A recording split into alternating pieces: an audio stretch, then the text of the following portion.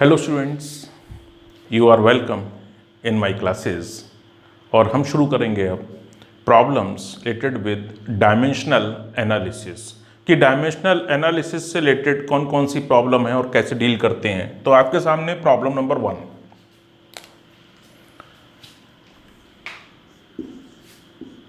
Dimensional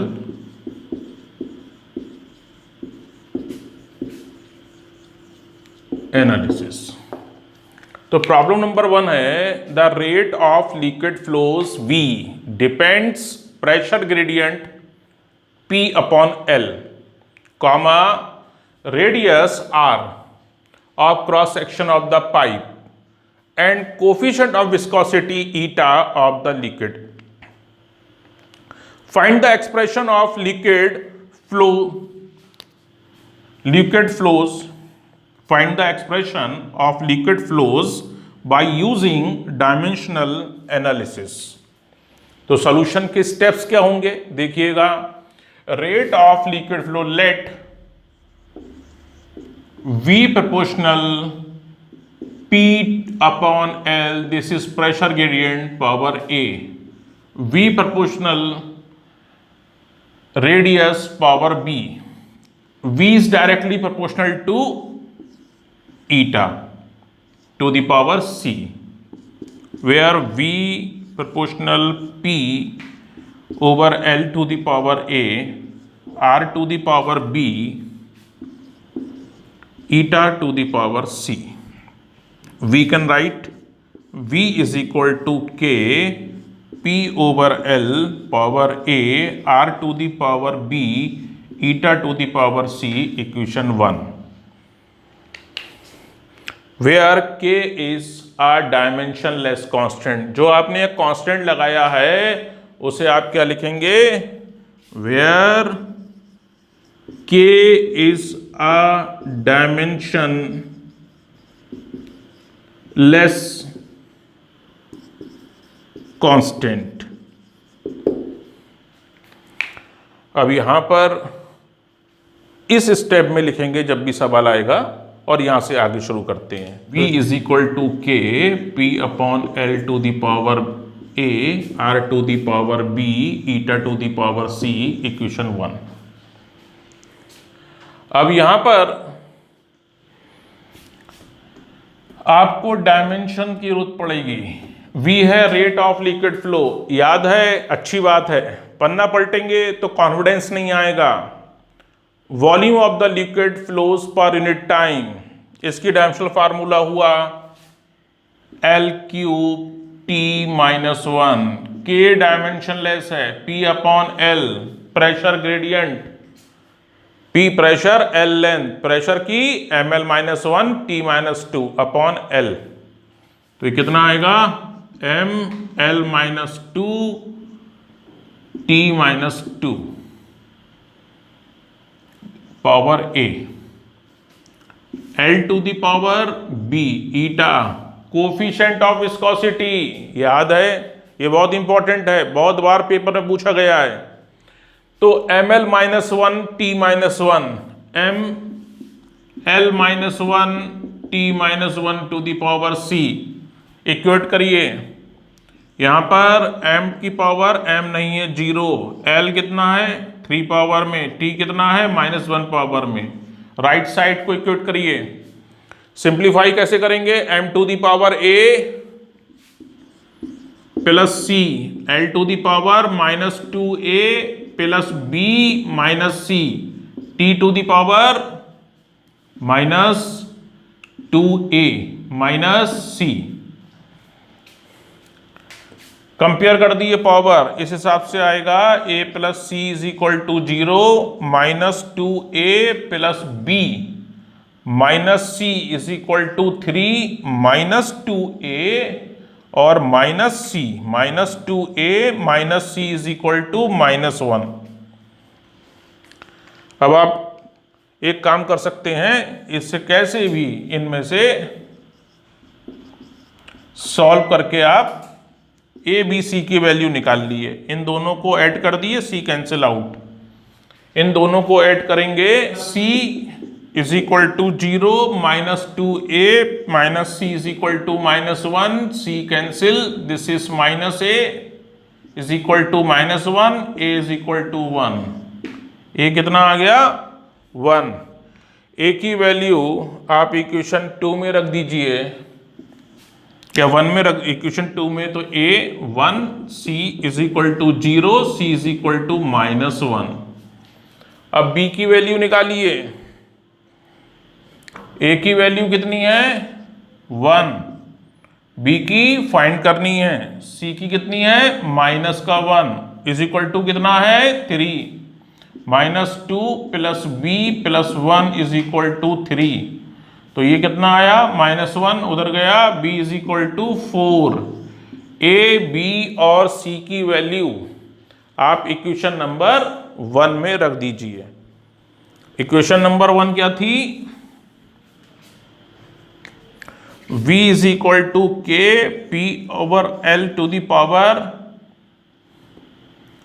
a कितना है 1, r to the power b कितना है 4, और eta to the power c, eta कितना हुआ -1, कितना आ गया v is equal to k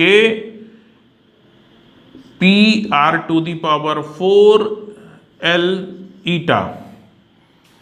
k is dimensionless constant, तो इस मेथड से यहीं तक आ सकता है, या v proportional p r to the power 4 l ईटा।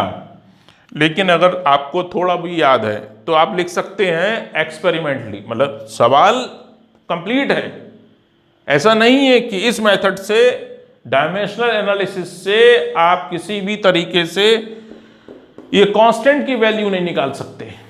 तो आप क्या करेंगे, experimentally k is equal to π/8 अगर लिखना चाहें तो आएगा v is equal to π/8 p r to the power 4 eta l ऐसे लिख दिए, या l इंटू ईटा लिख दिए। इस तरीके से होगा ये क्वेश्चन, लेकिन यहां के बाद भी आपके मार्क्स नहीं कटेंगे, क्योंकि इसकी वैल्यू इस मेथड से नहीं निकाल सकते। तो ये एक तरीका बताया, use of dimensional analysis, we can establish the relation between different physical quantities. आप अलग अलग क्वांटिटीज के बीच रिलेशन फाइंड कर सकते हैं, क्या यूज करते हुए, उनकी डायमेंशन यूज करते हुए आसानी से कर लेंगे। और ये जो क्वेश्चन कराया गया है मैंने कई बार देखा है क्वेश्चन पेपर में, तो इस तरीके से आप इस क्वेश्चन को कर सकते हैं। अब हम बढ़ते हैं नेक्स्ट क्वेश्चन की तरफ। Now second question is the number of particles given by this formula n is equal to -d n2 - n1 x2 - x1 are crossing a unit area perpendicular to the x axis in unit time. वो कह रहा है कि n क्या है, n उन particle का number है जो यूनिट एरिया से पास हो रहे हैं, वो भी x एक्सिस के नॉर्मल पर यूनिट टाइम। इसने ये बात n के बारे में कही। n1 n2 are number of particles per unit volume. यहां पर n1 और n2 क्या है, number of particles per unit volume. कहां पर, for the values of x mean to be x1 distance पर ये वैल्यू n1 है और x2 पर ये n2 है। कह रहा है find the dimensional formula of diffusion constant.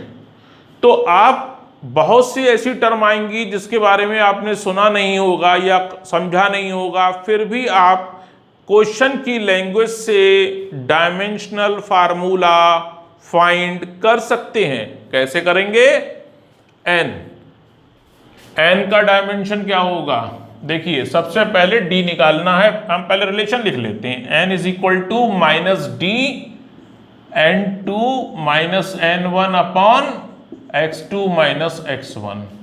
तो d इज इक्वल टू कितना होगा, n - n minus n x2 minus x1 upon n2 minus n1, ये आएगा d का। अब d का डायमेंशन निकालने के लिए राइट साइड जितना भी है क्वांटिटी टर्म बैठी हुई है उनका डायमेंशन मालूम होना चाहिए। सबसे पहले ये n, लैंग्वेज पे जाओ, the number of particles given bye n crossing पर unit area perpendicular to x axis in unit time। तो how will you find the number upon area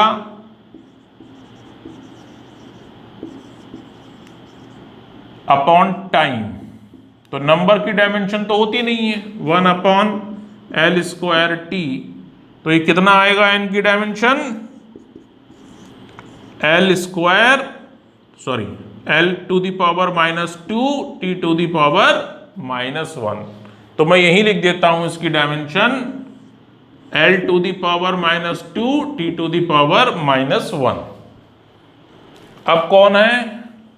n1 n2 के बारे में। n1 n2 number of particles per unit volume at the value of x1 x2 पर unit volume. n1 या n2 की dimension क्या हुई? 1 upon number, short में लिखा है नंबर ऑफ पार्टिकल्स कर देना, अपॉन वॉल्यूम कितना आया ये? l to the power minus 3। तो फिर n2 माइनस n1 की कितनी आएगी? l to the power minus 3। अब बचा x1 x2। अब डिस्टेंस है ये x1 x2 कितनी आएगी? l। अब आपको n की भी पता है 1, n2 माइनस n1 की भी पता है 2, 2 सेकेंड हो गई, और x2 माइनस x1 की कितनी होगी? ये भी l होगी। वैल्यू को रख दो, आ जाएगा।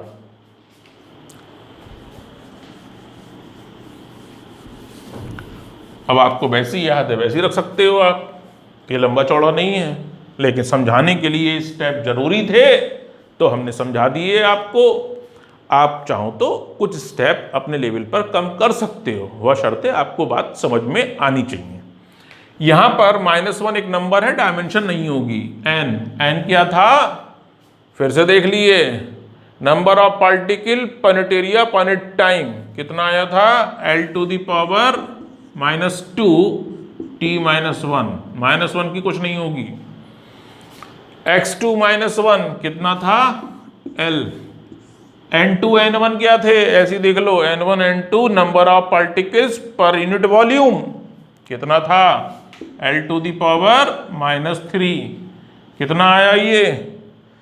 अब आप सिंप्लीफाई कर लो, ये ऊपर जाएगा 4 प्लस का और माइनस का 2, l2 t माइनस 1। ये किसकी आ गई? डिफ्यूजन कांस्टेंट की। कितनी आई? l square t minus 1। तो इस सवाल में कुछ नहीं था, आप सारे फार्मूले, डायमेंशनल फार्मूले, उसकी क्वेश्चन की लैंग्वेज से ही आप यहां पर डिसाइड कर सकते थे कि आखिर क्या फार्मूला होगा। तो मेरी रिक्वेस्ट है कि आप प्रैक्टिस करिए। कुछ क्वेश्चन मैं आपको करके दिखा रहा हूं, अपने लेवल पर भी आप और क्वेश्चन को जरा सॉल्व करिए तो एक आइडिया लग जाएगा। लेकिन बेसिक नीड है कि आपको उस समय जब आप क्वेश्चन सॉल्व कर रहे हो, फिलहाल मुश्किल से 10 सेकंड में डायमेंशनल फार्मूला आपका सॉल्व हो जाना चाहिए कि डायमेंशन क्या रफली अगर आप निकाल रहे हो। डायमेंशनल फार्मूला याद नहीं करना है, उसका बेसिक फार्मूला अगर याद है तो डायमेंशनल फार्मूला आ जाएगा। तो जो भी बच्चे ये मेरा प्रॉब्लम्स देख रहे हैं, मेरी रिक्वेस्ट है कि मैंने लेक्चर नंबर 1 से लेकर लेक्चर नंबर 7 तक मैक्सिमम क्वांटिटी जो आपकी 11th में है उनके डायमेंशनल फार्मूले फाइंड करने के लिए याद रखने का तरीका क्या रहेगा और उनका बेसिक फार्मूला क्या होगा, उसके बारे में मेरे 7 लेक्चर्स हैं, वो आप देख सकते हैं और आसानी से फिर आप याद कर सकते हैं। फिलहाल हम नेक्स्ट प्रॉब्लम की तरफ बढ़ते हैं। नेक्स्ट देखिएगा प्रॉब्लम। हाँ भाई, क्वेश्चन 3 है, find the time period of a simple pendulum by using dimensional analysis. आपको एक सिंपल पेंडुलम का टाइम पीरियड फाइंड करना है डायमेंशनल एनालिसिस यूज करते हुए। तो इस क्वेश्चन को सॉल्व करते हैं। फिलहाल हम आपको बता दें कि अगर आप एक मेटल बॉब को एक थ्रेड से बांधकर एक रिजिड सपोर्ट से अटैच कर देंगे तो इस तरीके का अरेंजमेंट कहलाता है सिंपल पेंडुलम। इसको थोड़ा सा डिस्प्लेस करके अगर आप रिलीज कर देंगे तो ये ऑस्किलेट करेगा, उसका टाइम पीरियड निकालना है। ये रही सिंपल पेंडुलम की लेंथ। तो लेट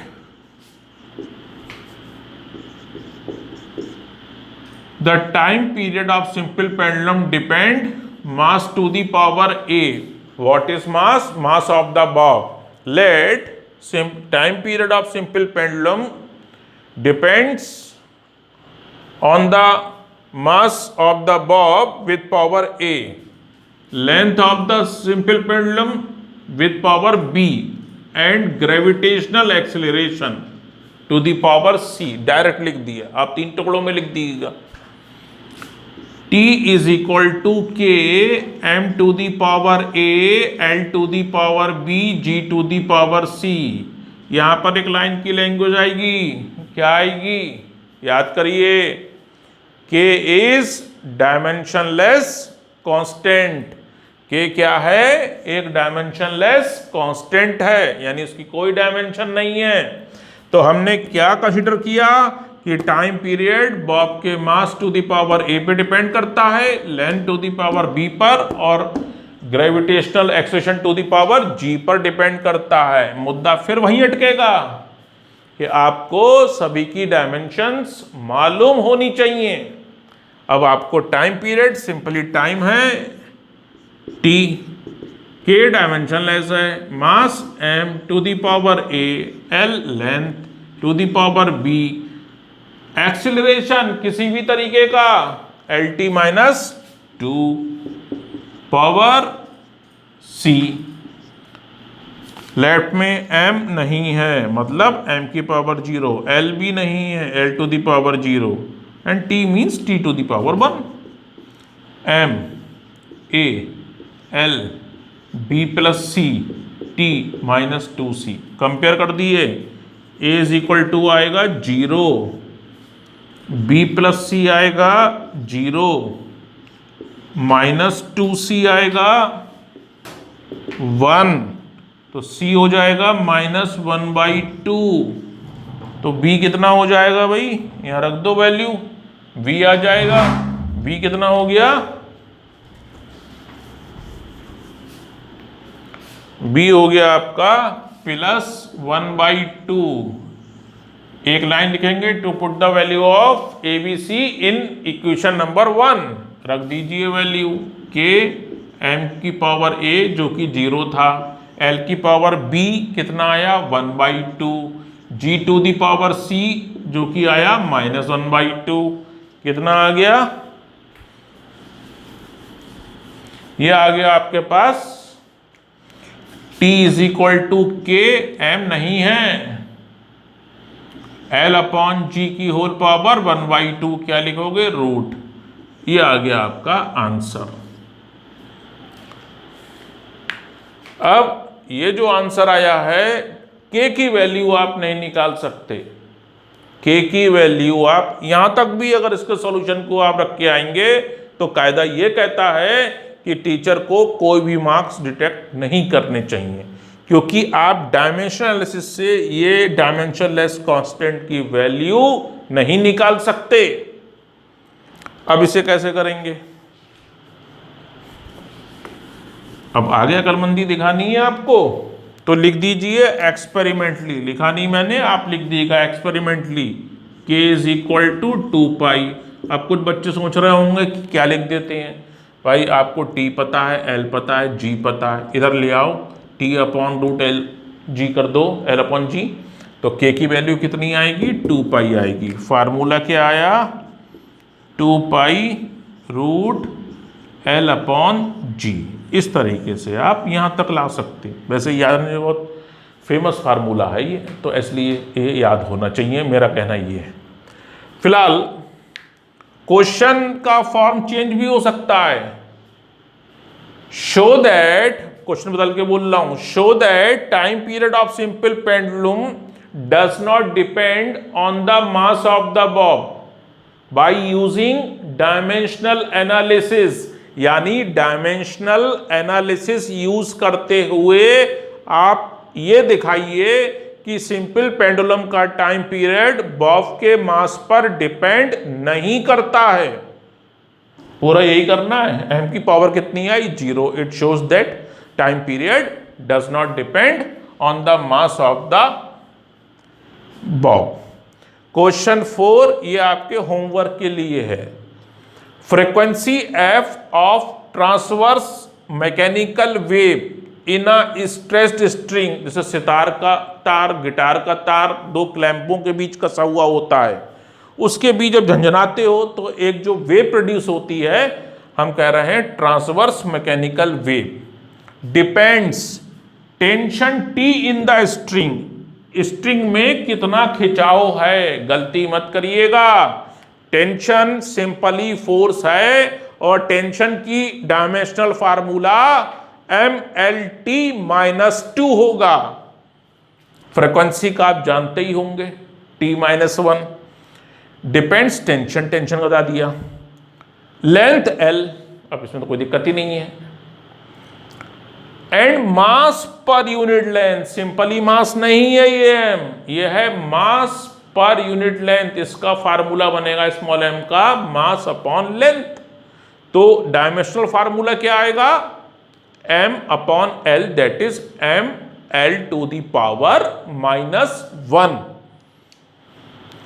कह रहे हैं फ्रीक्वेंसी के लिए एक्सप्रेशन निकालिए, तो आप आसानी से निकाल लेंगे, तरीका वही रहेगा।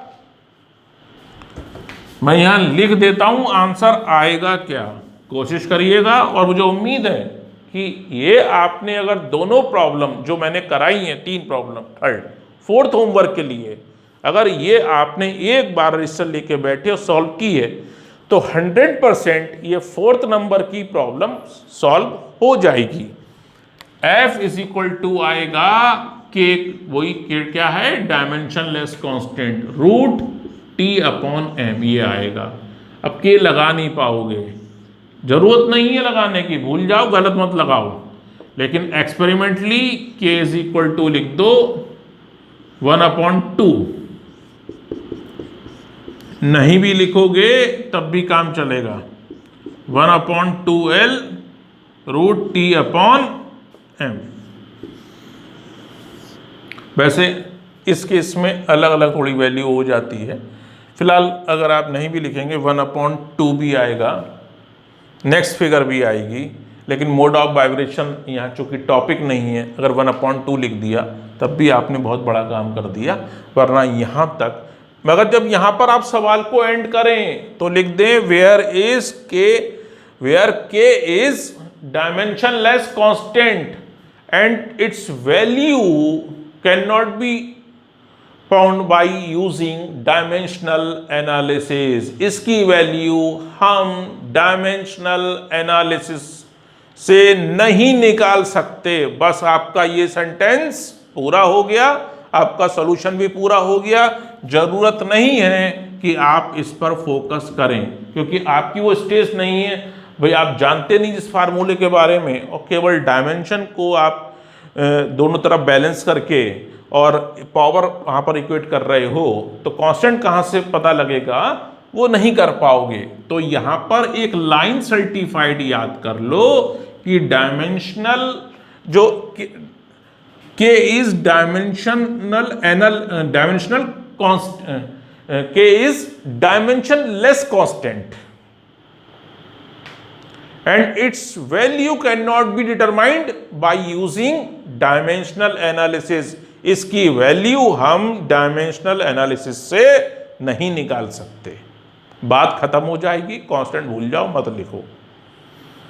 आपका परफेक्ट सॉल्यूशन है। उम्मीद करता हूं कि आप ये प्रैक्टिस करेंगे और जिन लोगों को भी मेरे जो डायमेंशन बताई उसमें दिक्कत हो रही हो तो ज़रूर मेरे जो डायमेंशन एनालिसिस पर जो मेरे लेक्चर्स हैं उनको देखिएगा, तो डेफिनेटली आप बहुत आसानी से उनको लर्न कर लेंगे। और जिन लोगों ने सब्सक्राइब नहीं किया है तो रिक्वेस्ट है आपसे भाई सब्सक्राइब करिएगा इसे। और अगर कहीं प्रॉब्लम आ रही है कि सर इस तरीके से बताइए या इस तरीके, कोई भी अगर आपको XYZ लगता है तो डेफिनेटली कमेंट में लिखिए, तो वो चीज़ आपको दिखाई देगी। क्योंकि ये वीडियोस जो भी लेक्चर है वो मेरे लिए नहीं है, आप समझते हैं, आपको समझ में आता है, सबसे अच्छी बात है, क्योंकि समझना आपको है। और अगर ये लेक्चर इतने सिंपल हैं कि आप आसानी से समझ सकते हो तो डेफिनेटली आप और भी प्रॉब्लम्स पे प्रैक्टिस कर सकते हो। तो my dear students, thank you for watching, good bye, thank you.